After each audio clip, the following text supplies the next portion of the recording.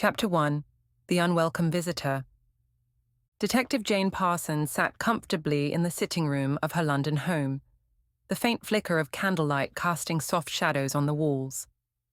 The day had been quiet, almost too quiet, after a long string of cases. The scent of a freshly brewed cup of tea lingered in the air, mingling with the rich aroma of old books and polished wood. Her house was her sanctuary, a refuge from the chaos of her profession. Just as she settled deeper into her armchair, a knock echoed from the hallway. She raised an eyebrow, surprised by the intrusion. She wasn't expecting visitors. Rising from her chair, she moved toward the door and opened it to find the butler, Thomas, holding a letter on a silver tray. The wax seal was unmistakable, a crest she had seen more times than she cared to admit. "From Lady Agatha Claremont, ma'am," Thomas said, his voice tinged with curiosity. He knew better than to ask questions about the eccentric aristocrat, but Jane could see the bemused expression on his face. Jane took the letter, her curiosity piqued. She tore open the envelope with a swift motion and read the contents inside, her eyes narrowing slightly as she processed the words. The letter was written in Lady Agatha's usual flamboyant style, with exaggerated flourishes and elaborate descriptions. "My dearest Detective Parsons, I implore you to come to Claremont Manor at once. It is imperative that you come swiftly. There has been an unspeakable crime committed, one that will surely rock the very foundations of this household. My family is in disarray, and we cannot trust anyone else to resolve this matter with the proper gravity. You must come. Only you have the intellect and fortitude to untangle the web of scandal and deceit that has emerged. I shall await your arrival with bated breath, for you are our only hope. With much urgency, Lady Agatha Claremont." Jane shook her head with a sigh. There was always something dramatic happening at Claremont Manor, and though she couldn't deny her curiosity, she had no desire to be dragged into yet another of Lady Agatha's over-the-top schemes. However, the mention of a crime stirred her professional instincts. No matter how grand or ridiculous the Claremonts could be, Jane was always ready for a challenge. She sighed again, muttering under her breath, "It seems I have no choice then." The following morning, Jane found herself travelling to the countryside, her carriage clattering over the uneven roads toward Claremont Manor. The journey was long, and the soft rumble of the wheels beneath her seemed to lull her into a contemplative silence. Despite her reluctance, she couldn't help but wonder what had truly transpired at the estate. Claremont Manor loomed in the distance, an imposing structure surrounded by manicured gardens and a sprawling estate. She had been to the manor on a few occasions before, but each time she felt a bit like an outsider in a world of overindulgence and theatrics. As she arrived at the gates, a flurry of servants rushed to greet her, led by a particularly harried-looking butler. The servants were all abuzz with the latest news, but no one seemed able to provide any clear answers. It was a scene that would have amused Jane under different circumstances. "Lady Agatha is expecting you, Miss Parsons," the butler said with a slight bow, ushering her inside. The grandeur of Claremont Manor was overwhelming. The large marble foyer echoed with the sounds of Jane's footsteps as she followed the butler down a series of ornately decorated corridors. The manor's decor was the epitome of excess: gilded mirrors, velvet curtains, and intricate tapestries that spoke of wealth but little taste. Jane had always found the manor's opulence somewhat gaudy, but today her mind was focused on the task at hand. Finally, they reached the drawing-room where Lady Agatha was waiting. The woman was draped in a sea of lace and satin, her voluminous gown spilling out around her like a cascade of peacock feathers. She was clutching a delicate fan, which she waved dramatically as Jane entered. "Ah, Detective Parsons, you have arrived," Lady Agatha exclaimed, her voice rising an octave. "You must be terribly tired from your journey, but there is no time to waste. This is a matter of great importance." She fluttered her hand in a gesture of faux exhaustion. "I shall simply perish if I must wait any longer, but I shall do my best to compose myself. Please, sit. I shall tell you everything. Lady Agatha's family had gathered in the room, all equally flamboyant in their attire and demeanour. Each one seemed to embody a peculiar characteristic: her cousin, who had a penchant for dramatic monologues; her niece, Miss Bow, who seemed perpetually lost in her own thoughts; and even her servants, who hovered in the background with the sort of stiff formality that suggested they had seen it all before. "Now, dear Miss Parsons, I shall not mince words," Lady Agatha continued, clasping her hands together. "A most priceless family heirloom has gone missing, the magpie's eye. It is simply beyond belief, a brooch of unimaginable worth, passed down through generations of Claremonts, and now it has vanished from under our very noses." Jane glanced around the room. The brooch, she knew, was a legendary piece of jewellery, a shimmering jewel said to be worth a fortune. It had been part of the Claremont family for centuries, an iconic symbol of their wealth and status. Its disappearance, Jane suspected, was not a simple theft. There was more to this than met the eye. "Where did it disappear from?" Jane asked. "It was at our grand garden party, the event of the season, no less," Lady Agatha said, her voice rising to an almost feverish pitch. "The brooch was on display, in a display case situated next to my dear late aunt's portrait. It was meant to be the centerpiece of the festivities, a symbol of our family's enduring legacy.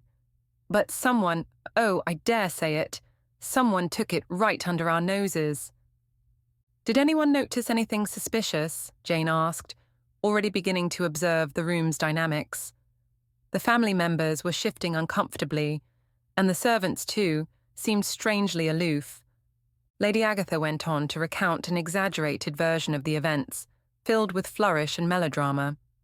She detailed the arrival of guests, the lavish spread of food, and the glittering summer evening.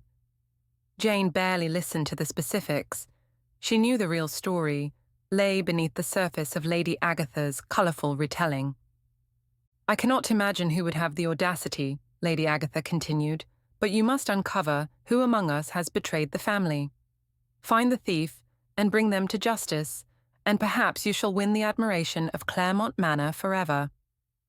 As Jane absorbed the scene around her, the comic absurdity of it all began to sink in. Lady Agatha was still fainting dramatically, while her relatives whispered among themselves, casting furtive glances at one another. It was going to be an interesting case indeed. Chapter 2. The Four Faces of Deception. The next morning, Jane decided to interview each of the four key suspects, each one more intriguing and elusive than the last. Each of them had their own peculiarities, their own motivations, but Jane wasn't sure if any of them could truly be capable of the crime. The manor itself felt alive with tension, the scandalous theft of the magpie's eye brooch hanging over the estate like a dark cloud. Jane found herself alone with the suspects one by one. Cousin Lionel was the first to be called in. The man entered with the air of someone who was perpetually amused by his own existence, his wide, moustached face adorned with a smug grin. He was tall, with a wild, unkempt mane of hair, and wore an oversized purple waistcoat that seemed at odds with the otherwise elegant surroundings of the room. His hands were constantly moving, fidgeting as though he were preparing for some grand sleight of hand trick. "Ah, Detective, how delightful to meet you," Lionel greeted Jane in a booming voice, his eyes twinkling with mischievous intent. "I must admit, I find it all rather exciting, what with the whole mystery and all. Not quite the kind of magic I had in mind, but I must say, it's the perfect stage for my next act." Jane studied him carefully, watching his every movement as he moved to sit across from her. He made a point of producing a deck of cards from his pocket and began to shuffle them, his fingers dexterously moving through the deck, as if to prove that he was indeed the magician he claimed to be. "Mr. Lionel," Jane said, "I understand you were quite the entertainer at the party, performing your tricks for the guests." Yes, indeed," Lionel replied, tossing a card in the air and catching it with an exaggerated flourish. "You must have heard the rumors of my next big act." The suspense was palpable. Everyone was on edge, waiting to see what would happen next. But alas, I didn't quite get to finish my performance when, well, the brooch went missing instead. Interesting timing, Jane noted. Were you anywhere near the jewelry case where the brooch was displayed? Lionel's grin widened. Ah, the jewelry case. Quite the distraction, wouldn't you say? The brooch, with its glimmering allure, seemed to draw everyone's attention, and my audience's gaze was most certainly diverted in that direction. But no, I wasn't near the case. I was busy charming the crowd, as I do. I must confess, however, there were moments during my performance when I felt a strange sensation, almost as if someone was watching me closely, waiting for me to reveal my secrets.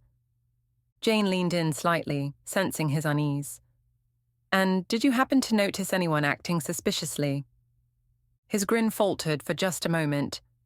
Suspicious? No, everyone was too caught up in the magic, I dare say. The whole evening was filled with so much excitement that it's difficult to know who might have slipped away unnoticed. But if you ask me, the brooch was the real trick, wasn't it? Jane nodded, though her suspicion lingered. Lionel's dramatic flair and offhand comments seemed to suggest he knew more than he was letting on, but for now, his alibi seemed solid. He was performing, and it would have been difficult to sneak away without being noticed. Next was Miss Penelope Fairweather, the governess. She entered with all the poise and rigidity of someone who believed the world operated according to very particular rules. Dressed in a prim black dress, with a tight bun at the back of her head, Penelope exuded an air of properness that bordered on the absurd. Her lips were pursed in a permanent frown, and she carried herself as though she was perpetually disapproving of the world around her. "Miss Parsons," she said, her voice as sharp as her posture, "I trust you'll find this matter settled quickly. It's simply intolerable that such a thing could happen under my watch." Jane raised an eyebrow at the statement. "Under your watch?" "I was responsible for ensuring the children were entertained while Lady Agatha and the others mingled. I had no doubt that everything was running smoothly until the brooch disappeared, but I must say, something curious did happen just before the theft." Jane's interest piqued. "What was that?" Penelope leaned forward, almost whispering. "I saw a shadow, near the jewelry case. It was fleeting, just a blur, but I'm certain I saw something." "Did you recognize the figure?" Jane asked. Penelope hesitated, then shook her head, her face growing pale. No, I didn't. It was too quick, too shadowy, but I'm quite sure of it. I almost fainted at the sight of it." She put a hand to her forehead as if the memory of the event were too much to bear. Jane narrowed her eyes. "You almost fainted?" "Yes," Penelope said, her voice quivering. "But it was nothing of consequence, I assure you. Just the shock of the moment." Jane studied her carefully. Penelope's sudden swooning at the slightest mention of distress was certainly suspicious.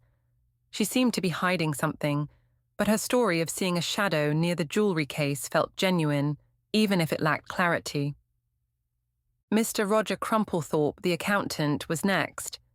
His entrance was as unimpressive as his demeanor.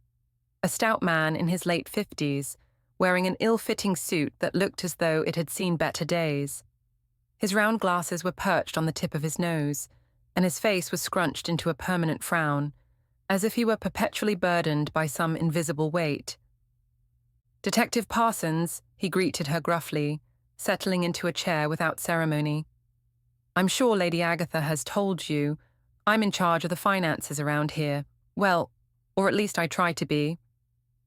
But things aren't looking good. The Claremonts are on the verge of bankruptcy. The estate's debts are piling up, and no one wants to admit it." "Is that so?" Jane replied, intrigued.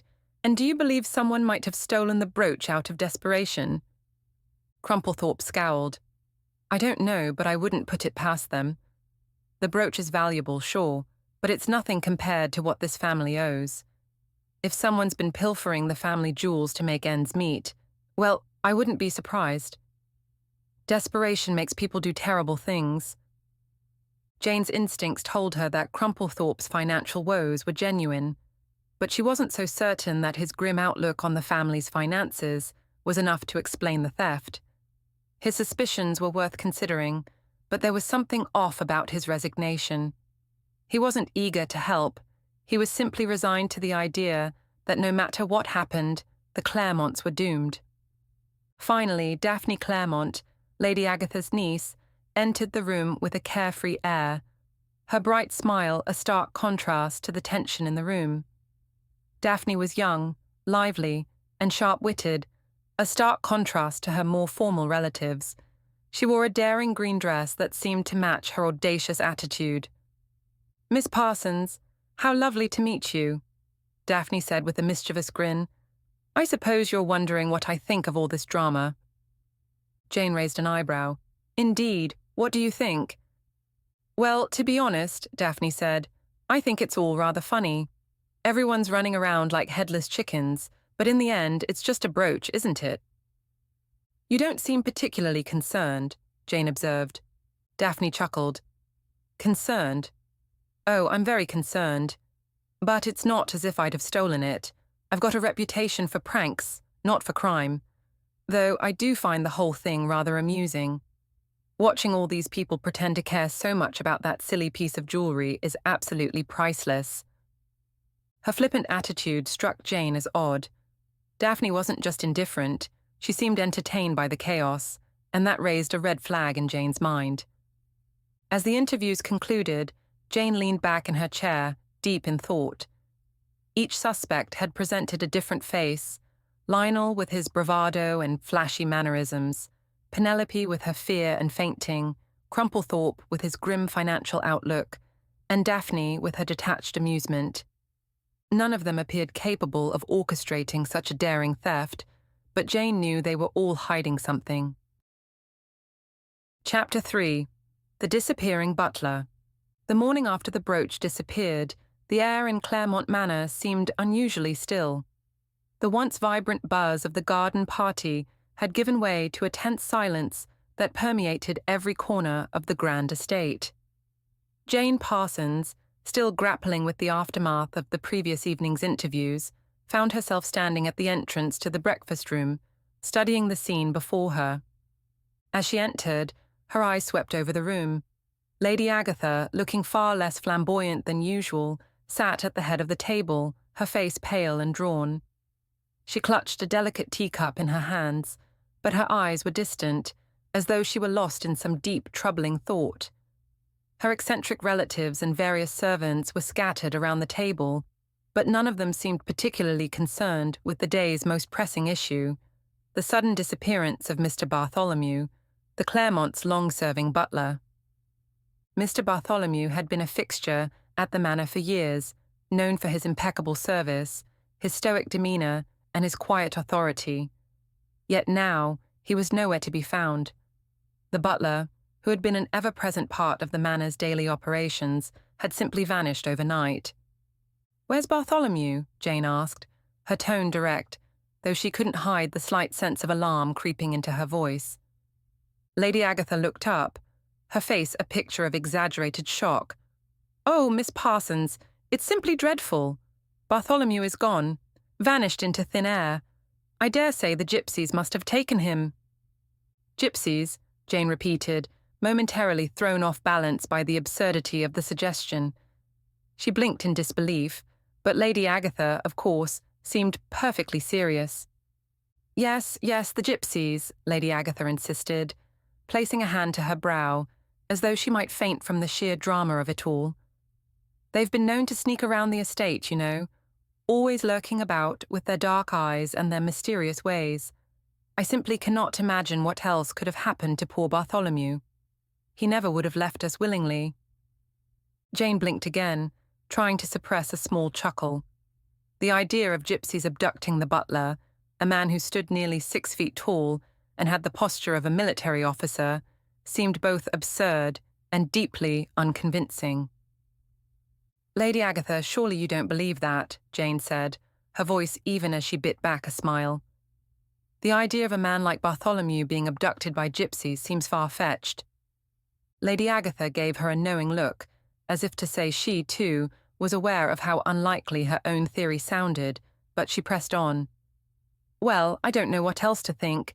This house is full of strange happenings. What with the brooch going missing and now Bartholomew vanishing. Jane suppressed another smile. Lady Agatha's flair for the dramatic knew no bounds, and though Jane appreciated the comic relief, there was something far more serious at play here. The question, Lady Agatha, is not so much whether Bartholomew was taken by gypsies, but why no one seems particularly upset by his disappearance, Jane said, her tone sharp as she observed the family and staff around the table. Lady Agatha glanced around, as if just now noticing the lack of genuine concern. The family members and servants, despite their proximity to the event, were either disinterested or more concerned with the morning's breakfast than the fate of their butler. Well, I'm sure they're all in shock, Lady Agatha said, her voice faltering just slightly. But this is all so terribly unsettling. She broke off suddenly and clasped her hands together dramatically. What is the world coming to? What on earth is going on at Claremont Manor? Jane made a mental note to question the staff, as their lack of reaction was certainly telling. Later that morning, she found herself wandering the sprawling estate, her footsteps echoing in the quiet hallways as she made her way toward the gardens. Her mind was preoccupied with Mr. Bartholomew's disappearance. What could possibly have caused the butler to vanish so suddenly, and why had no one raised an alarm until now? There was more to this than met the eye. As she passed through the corridor, she came across Cousin Lionel once again. He was pacing the length of a hallway with a dramatic flair, muttering to himself. As usual, he seemed to be lost in a world of his own. "Miss Parsons," Lionel exclaimed as he spotted her. "You know, I've been thinking about this whole situation with Bartholomew, and I must say, it's rather strange, isn't it?" Jane raised an eyebrow. "You're not concerned, Mr. Lionel?" "Concerned? Of course I am," Lionel said, his voice rising. "Who wouldn't be? But at the same time, there's something almost theatrical about it all. A vanishing butler? It's the sort of thing one might see in one of those detective novels one is always reading." He paused, giving Jane a sly wink. "I do hope you don't think I had anything to do with it. After all, I was too busy performing my magic tricks for everyone to be involved in such a sordid affair." Jane studied him for a moment, then let out a small, bemused sigh. "I see you haven't changed, but you do seem particularly invested in this mystery. Perhaps too invested." Lionel smirked. "Ah, but what can I say? There's nothing quite as fascinating as a good mystery. It does make the day a bit more exciting, doesn't it?" As Jane continued her investigation, she found herself passing through the small library when she overheard a conversation that caught her attention. Daphne Claremont was sitting by the window, laughing softly, her mischievous eyes twinkling as she spoke to a few of the servants. When Jane approached, Daphne quickly closed the book she had been reading and looked up with an exaggerated, innocent smile. "Miss Parsons, how lovely to see you again. Did you enjoy your breakfast?" Daphne asked, her voice playful. "I did, thank you," Jane replied. "I trust you're not too upset by the butler's sudden disappearance." Daphne gave a small shrug, her expression unreadable. "Upset? Not at all. In fact, I find it all quite amusing." "Amusing?" Jane raised an eyebrow. "Explain." Daphne leaned back in her chair, her fingers tapping on the edge of the book. "Oh, just the drama of it all. Bartholomew is missing, and everyone's walking around as if the world is ending. But really, it's just a butler. Who cares? There are far more interesting things going on." Jane stared at her for a moment, trying to decide whether Daphne was just being her usual irreverent self or whether she knew more than she was letting on. But just as she was about to press further, a sound caught her attention, a soft rustling from the direction of the garden. Jane turned her head, instinctively reaching for her notebook. Something was off.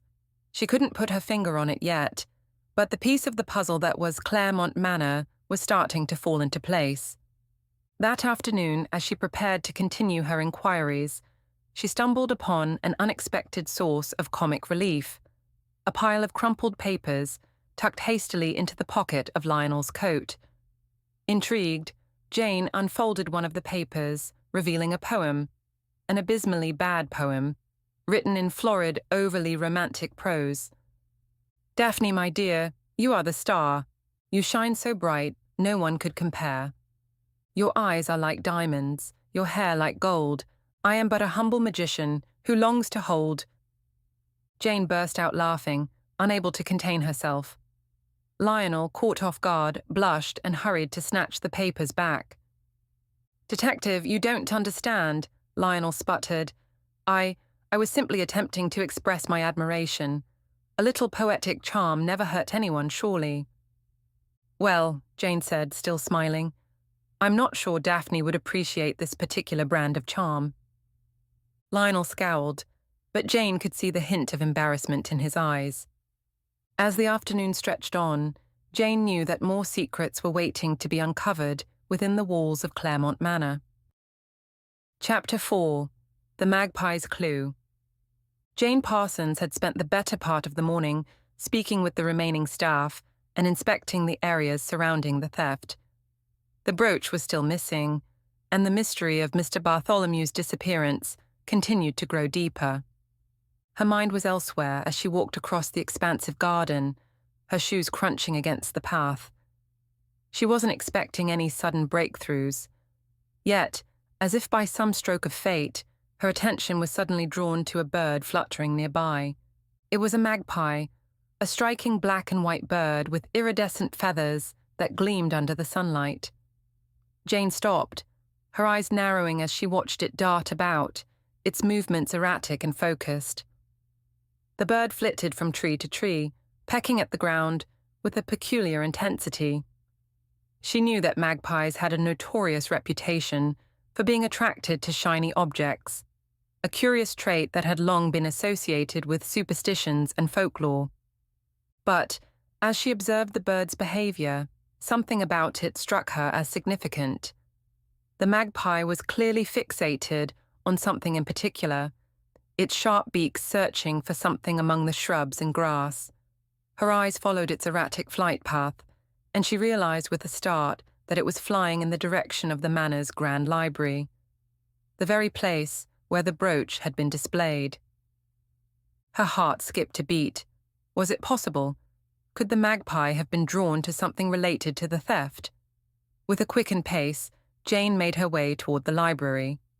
As she entered it, the grandeur of the room struck her first.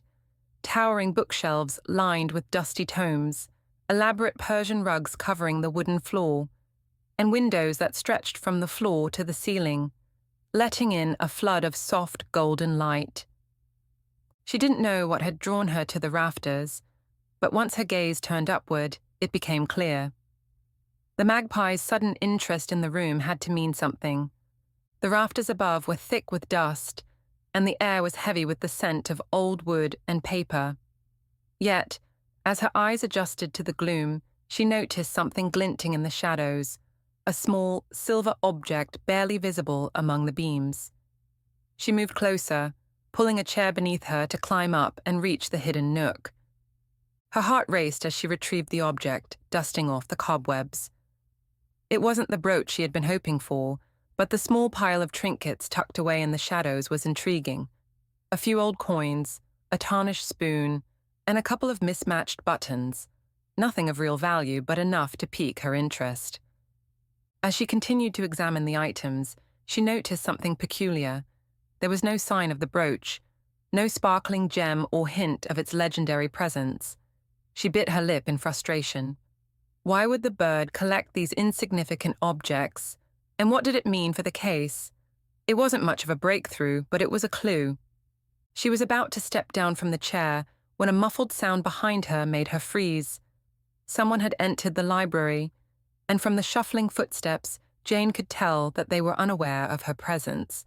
Her heart skipped a beat when she turned to see Lionel sneaking into the room, a furtive look on his face. He glanced around quickly, as if making sure no one was watching. When his eyes landed on the rafters, Jane couldn't help but watch him in quiet amusement. What was he up to? Lionel stepped forward, his eyes scanning the area, before he began to climb up the chair Jane had just used. He was muttering to himself, his hands shaking slightly as he reached for the rafters.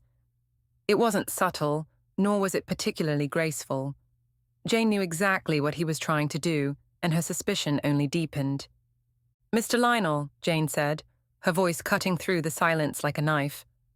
Lionel froze, his hand just inches from the stash of trinkets.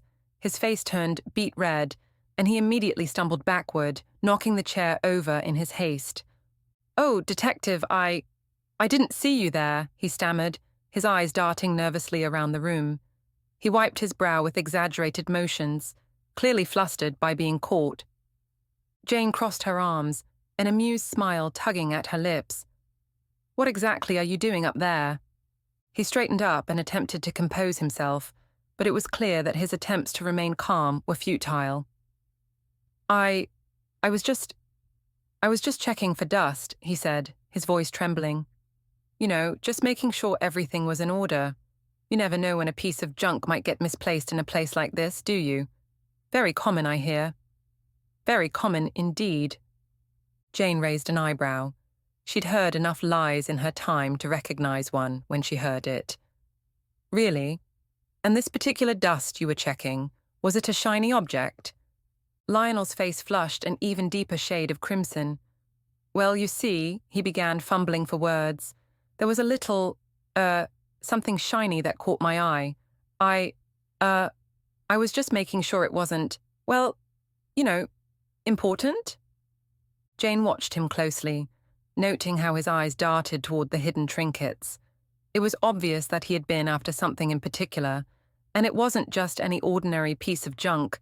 He had a very specific interest in whatever the magpie had left behind. "I see," Jane said, stepping closer and casually inspecting the trinkets again. "And tell me, why would you want to check something hidden in the rafters? You wouldn't happen to be after the brooch, would you?" Lionel's eyes widened in panic, and he immediately started to laugh nervously. "The brooch? No, of course not. I just thought, well, maybe there was something else hidden up there. Perhaps a gift for Daphne, He fumbled with his words, clearly trying to salvage his dignity. Jane's amusement grew. She glanced at Lionel with an incredulous expression. "A gift for Daphne? You wouldn't happen to be trying to impress her with a fake brooch, would you?" Before Lionel could respond, Jane quickly reached up and plucked a small, glittering object from his hand. It was a fake brooch, a poorly crafted imitation of the magpie's eye, its gem nowhere near as polished or as magnificent as the original. She held it up for him to see, and Lionel's face drained of color. I can explain," he stammered, trying to recover the brooch, but Jane held it just out of his reach. "You don't need to explain," Jane said with a smirk. "I think your attempt to impress Daphne has made you look just a little bit more guilty. I suggest you put that back where you found it and let me take a look at the real culprit." Lionel's shoulders slumped in defeat. "I wasn't trying to steal it, I swear. I thought if I could just find something shiny, she might notice me. You know how it is, miss. Parsons, women, and their shiny things." Jane shook her head, trying to stifle her laughter. Lionel's motives were clearly personal, but did that mean he was behind the theft? She wasn't convinced, but she certainly had her suspicions. As Lionel mumbled his apologies and left the room, Jane was left alone once more, the fake brooch still in her hand. Her mind was racing, but a small part of her couldn't help but chuckle at the sheer ridiculousness of the moment. However, as Jane looked back at the rafters one last time, she knew the real mystery had only just begun. Chapter 5. A Family Affair. As Jane sat at the edge of her bed that evening, she couldn't shake the feeling that the key to this entire mystery lay in the family's past. There was something about the Claremont family that felt off, something in the history that no one wanted to acknowledge, but that everyone seemed to be hiding from her. She was certain now that the theft of the brooch wasn't just a random crime, it was personal, and it had deeper roots than anyone was letting on. Lady Agatha, with her melodramatic antics, seemed the least likely to be hiding a secret. Yet, her constant eagerness to place blame on others, particularly her own relatives, made Jane suspicious. What if Lady Agatha herself was somehow involved in the theft, even if only indirectly? The break in the case came unexpectedly the following morning. Jane overheard a passing conversation between Lady Agatha and her niece, Daphne, in which they mentioned Lord Benedict Claremont, Lady Agatha's younger brother. He was a reclusive artist who lived in a village several miles away from the estate, far removed from the rest of the family's affairs. It was clear from their tone that his presence was not something Lady Agatha welcomed. Intrigued by the possibility that this estranged family member might hold the key to the case, Jane decided to visit Lord Benedict. If the brooch had any connection to the family's past, he was likely to know about it. The village that Lord Benedict called home was a quiet, unassuming place nestled among the rolling hills of the countryside.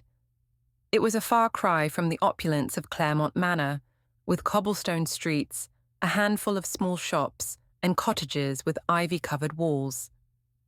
Jane arrived at a small weathered house at the edge of the village, a stark contrast to the grandiosity of his sister's estate. As Jane knocked on the door, she noticed the faint smell of turpentine and oils wafting from inside. The door creaked open, revealing Lord Benedict Claremont. He was a thin, wiry man, perhaps in his mid-50s, with sharp features and dark eyes that seemed perpetually lost in thought. His clothes were worn but fit him well, and his hair, though greying, was neatly combed. He looked at Jane with a mixture of curiosity and skepticism. "Ah, Detective Parsons, I presume?"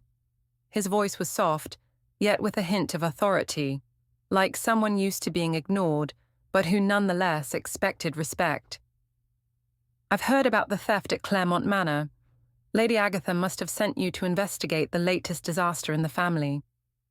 Jane nodded politely. "I've come to ask you a few questions, Lord Benedict. It seems there's more to the Claremont family than meets the eye, and I believe you might have some insight into the matter." He stared at her for a moment, then stepped aside to let her enter. "Please, come in." Inside, the house was filled with the unmistakable scent of oil paints and turpentine. The walls were lined with unfinished canvases, and the dim light filtering in through the windows revealed the chaotic, yet somehow tranquil atmosphere.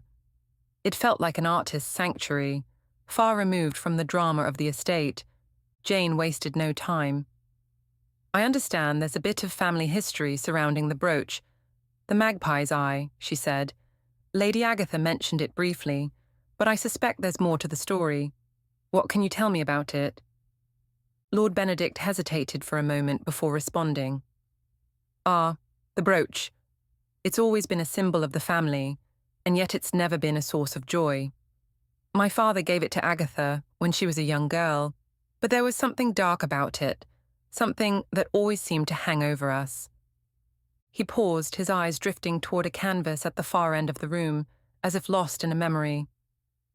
"You see, the brooch was once tied to a scandal, one that nearly ruined the Claremont family name. My sister, she was involved in a romantic affair with a man she shouldn't have been with, a man who was, shall we say, less than reputable. The brooch was part of a bribe, a way to secure her silence, or perhaps a way to keep her tied to a man who was far beneath her." Jane's eyes narrowed. This was a revelation she had not expected. "So, the brooch was used to cover up a family scandal?" Lord Benedict nodded gravely. "Yes, and that scandal, well, it nearly destroyed our family. My sister was forced to marry another man, a rich but cruel man who was only interested in her money. She hated him, and her resentment only grew over time. The brooch, it was a reminder of all that had gone wrong in our family, a reminder of a past that neither Agatha nor I could ever escape." Jane absorbed this information carefully. The brooch was not just a piece of jewelry, it was a symbol of shame and betrayal.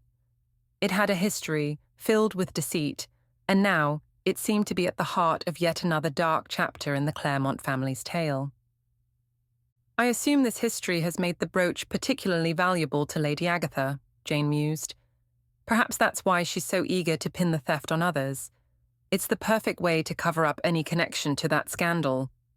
Lord Benedict looked at her sharply. You may be right. She never talks about it, of course, but I suspect she fears what the brooch could reveal. Jane's mind was racing as she left Lord Benedict's house. This new information cast an entirely different light on the case. The theft wasn't just about a missing brooch. It was about family secrets, shame, and the lengths to which people would go to protect their image. That evening, Jane was back at Claremont Manor, where a family dinner had been arranged by Lady Agatha in what could only be described as an attempt to restore order to the chaos. Jane, ever the observer, took a seat at the far end of the long dining table, watching as the family members settled into their places. Lady Agatha, of course, was at the head of the table, her gaze fixed on her guests as if daring them to make any move. The conversation began innocently enough, with idle chatter about the weather and the latest gossip, but it didn't take long for the accusations to begin flying. Daphne, ever the provocateur, took the first swing.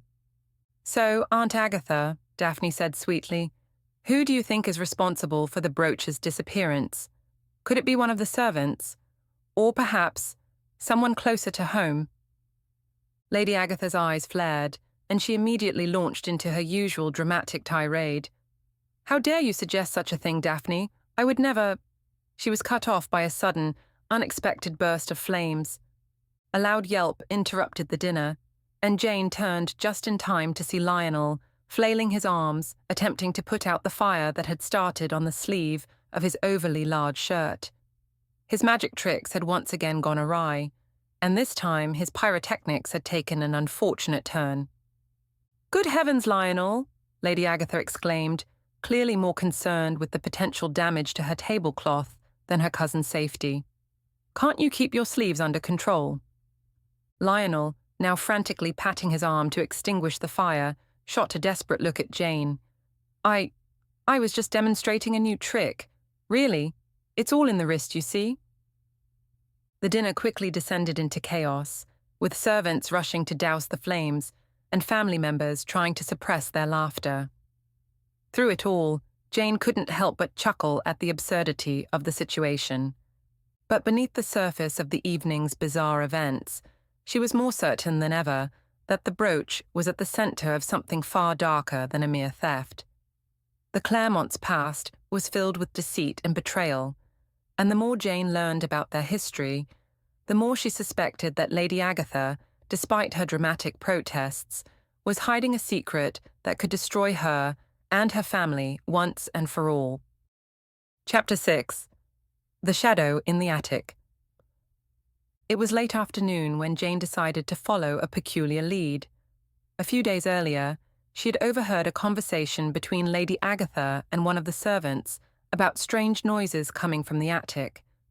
They had dismissed it as the usual creaking of old wooden beams, but Jane had a nagging feeling that there was more to it. Determined to find the truth, she quietly ascended the creaky staircase that led to the attic. The air grew colder as she climbed, and the musty smell of aged wood and forgotten objects greeted her. The attic was dimly lit, with only the faintest slivers of light filtering through a small, high window. The floor was littered with old furniture, trunks, and piles of discarded belongings. But as Jane's eyes adjusted to the gloom, she noticed something peculiar, a slight movement in the far corner. She walked towards it to inspect, and there, bound and gagged, was Bartholomew, the butler. "Mr. Bartholomew?" Jane's voice was barely a whisper, but it was enough to draw his attention. His eyes widened in recognition, and he let out a muffled groan, struggling against the ropes that held him in place. Jane quickly moved to his side and untied the gag. "Bartholomew, what on earth happened?" He took a moment to catch his breath, his face pale and strained from both the physical restraints and the terror of his ordeal.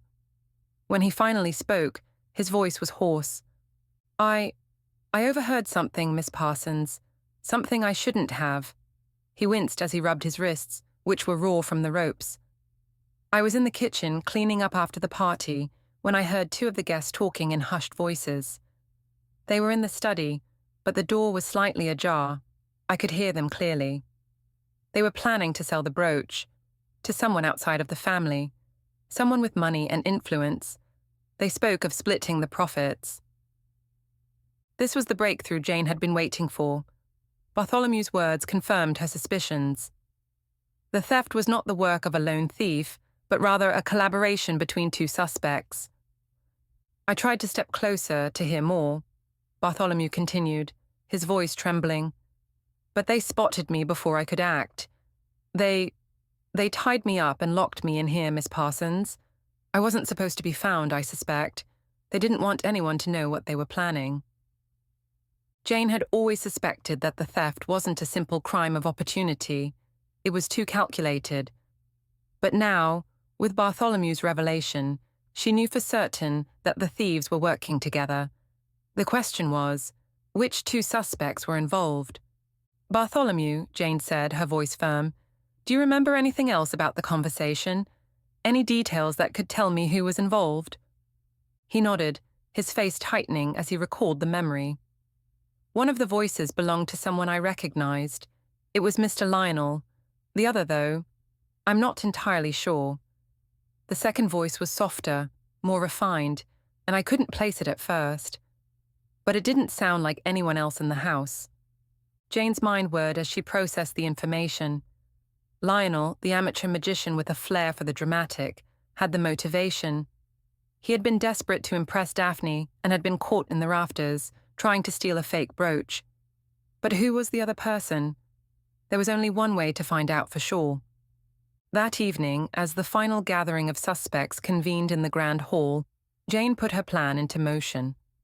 The atmosphere in the room was thick with tension, but it was also laced with an undercurrent of nervous anticipation. Lady Agatha, as usual, sat at the head of the table, her eyes darting between the others, trying to maintain an air of control. Lionel, still looking somewhat embarrassed by his earlier magic mishap, fidgeted in his seat. Daphne, as unpredictable as ever, was perched casually in her chair.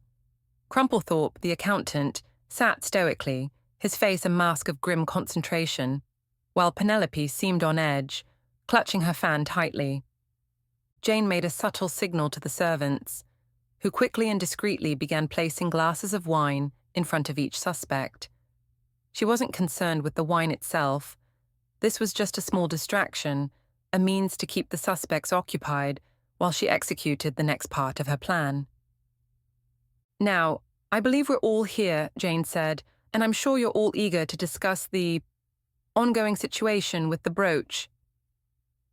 There was a brief silence, and Jane saw Lady Agatha's hand tighten around the armrest of her chair. She knew Lady Agatha was growing increasingly nervous. I've learned quite a bit in the past few days, Jane continued, her eyes scanning the room. But there's one thing I need to confirm, something that will help me draw the final conclusion. She paused dramatically, ensuring she had everyone's attention.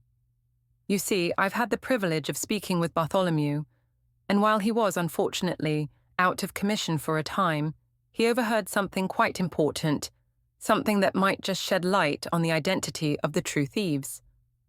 There was a collective shift in the room. Daphne raised an eyebrow, Crumplethorpe's lips twitched into something resembling a smirk, and Lionel shifted in his chair. But it was Lady Agatha who seemed the most rattled. You spoke with Bartholomew? Lady Agatha's voice was icy, and she levelled an almost accusing gaze at Jane. Yes, Jane replied calmly. He overheard a conversation between two people in the study, discussing plans to sell the brooch. At this, Lionel's face blanched, and Jane caught the briefest flicker of fear in his eyes. It was subtle, but it was enough to confirm her suspicion. I also know that one of the voices belonged to you, Lionel, Jane said, her tone unwavering. But the other voice, that's the one I'm still trying to place. There was a long silence. Finally, it was Crumplethorpe who broke the silence, his voice low but steady. You can't seriously believe it was me, he said, his eyes flashing with something like irritation. I have nothing to gain from this. The Claremonts have always been a thorn in my side, but I wouldn't stoop so low. Jane's gaze shifted from Crumplethorpe to Daphne, then back to Lady Agatha. But as she scanned the room, she suddenly saw it. A fleeting look, a small, nervous shift in Penelope's demeanour.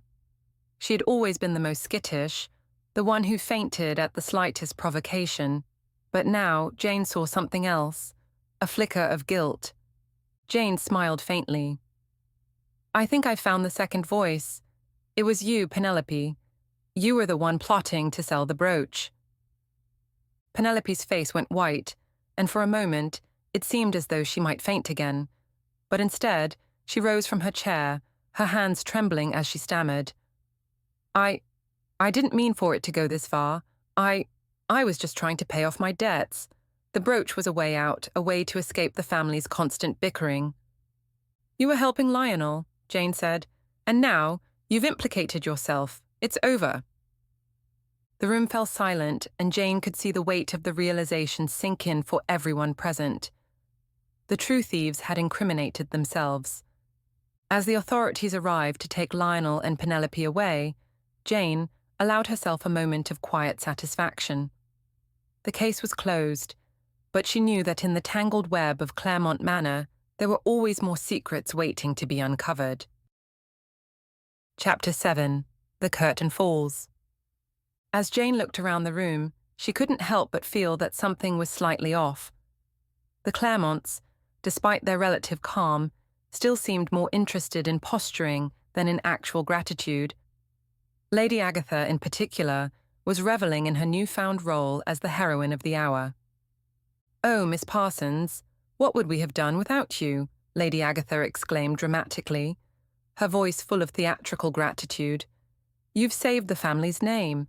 I'm absolutely sure this will go down in the annals of Claremont history as one of your finest hours." Jane couldn't help but smile wryly at the woman's over-the-top praise. "I'm glad I could help, Lady Agatha," Jane said, her tone both polite and amused. "But I must admit, it was your family's rather colourful collection of suspects that made the case so interesting."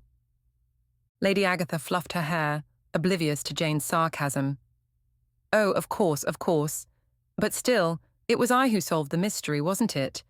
After all, who else could have kept their head amidst all this fuss?" She gestured broadly at the assembled relatives and staff, who were now gathered in the hall, watching the events unfold with varying degrees of fascination and disinterest. Jane didn't have the heart to correct her.